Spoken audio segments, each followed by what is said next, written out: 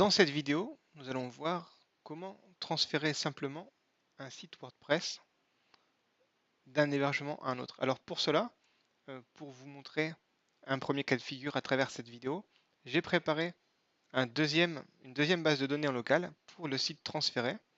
Et donc je créerai un deuxième site local basé sur le site que j'ai créé dans un premier tutoriel. Donc pour faire un transfert simple de mon site, je vais ajouter une nouvelle extension. Voilà, cette extension c'est Duplicator. Donc cette extension va nous permettre de transférer très simplement un site WordPress en suivant quelques instructions. Donc j'active mon plugin. Voilà, donc nous retrouvons ici un nouvel onglet dans notre menu latéral Duplicator avec plusieurs options que nous allons passer rapidement en revue. Donc l'outil des paquets, nous y reviendrons après. Les outils, donc là ce sont les diagnostics. Nous allons pouvoir voir le serveur et diverses informations que nous allons pouvoir, qui pourront être utiles éventuellement. Les différents paramètres pour, pour la sauvegarde du site. Donc normalement, nous n'avons pas besoin de modifier plus avant. Nous pourrons éventuellement être amenés à modifier certaines options dans des cas particuliers. Donc voilà, donc le support à propos est donc une version pro disponible également.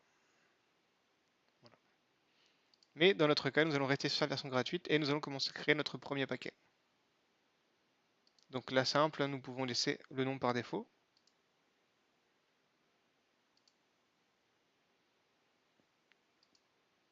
L'archive, donc nous laissons toutes les informations par défaut. Nous cliquons sur suivant. Voilà, scan. Donc nous aurons un premier aperçu de ce que nous dit Duplicator. Donc là nous voyons que tout est clair. Alors là forcément j'ai un site qui est tout petit. Donc il n'y aura pas forcément de problème.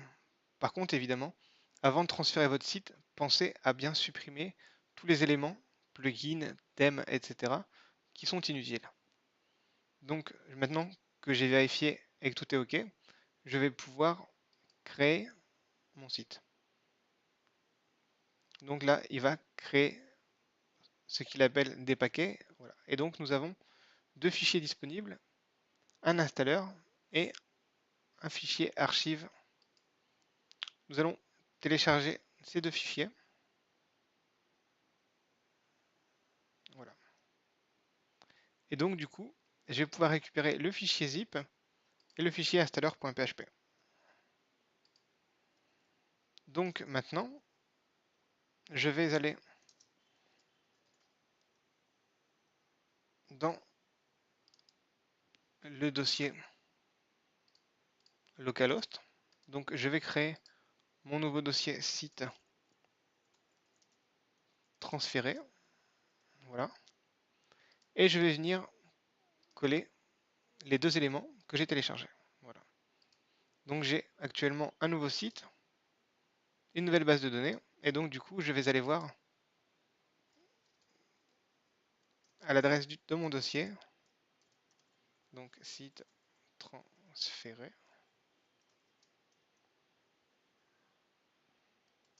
Et donc du coup je vais rentrer installeur.php qui correspond au fichier justement que j'ai téléchargé. Voilà, nous arrivons ici sur l'interface de Duplicator qui nous invite soit à créer une nouvelle base de données, soit à nous connecter et à effacer toutes les données existantes. Donc localhost, c'est bien là où se trouve ma base de données. Donc database, je l'ai appelé site transféré. Donc du coup, on va noter le nom de ma base de données site transféré. User, c'est toujours par défaut sur MAMP. Donc je vais tester, voilà. J'ai bien le succès de ma connexion. on a une version 5.6.35 de MySQL qui va être important de checker justement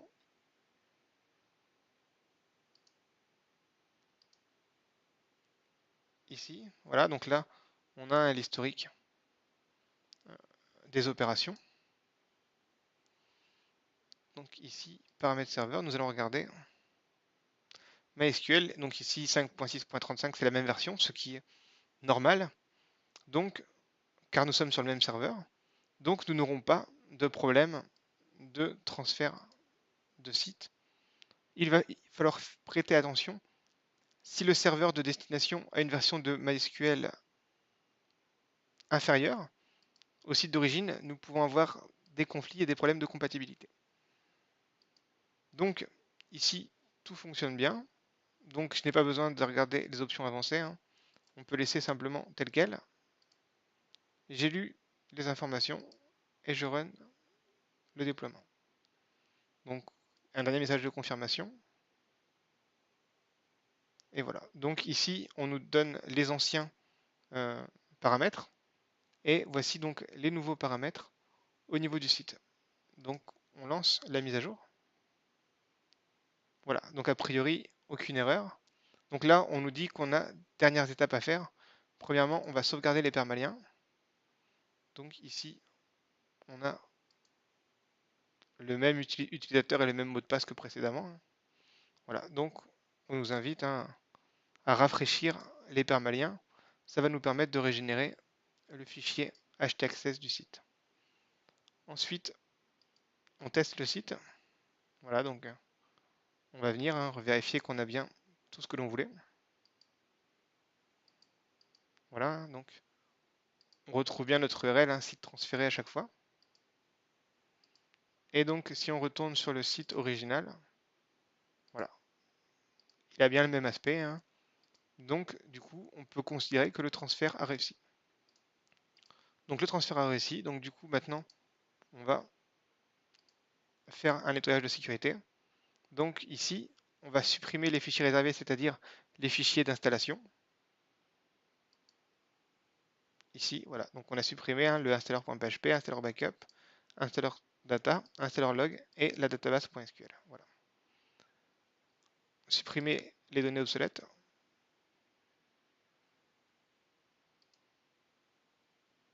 Voilà, et supprimer le cache. Voilà. Donc du coup, nous avons une nouvelle installation de WordPress que nous avons fait en très peu de temps. Dans une prochaine vidéo, je vous montrerai comment transférer manuellement votre site lorsque la version de MySQL est inférieure sur le site à destination.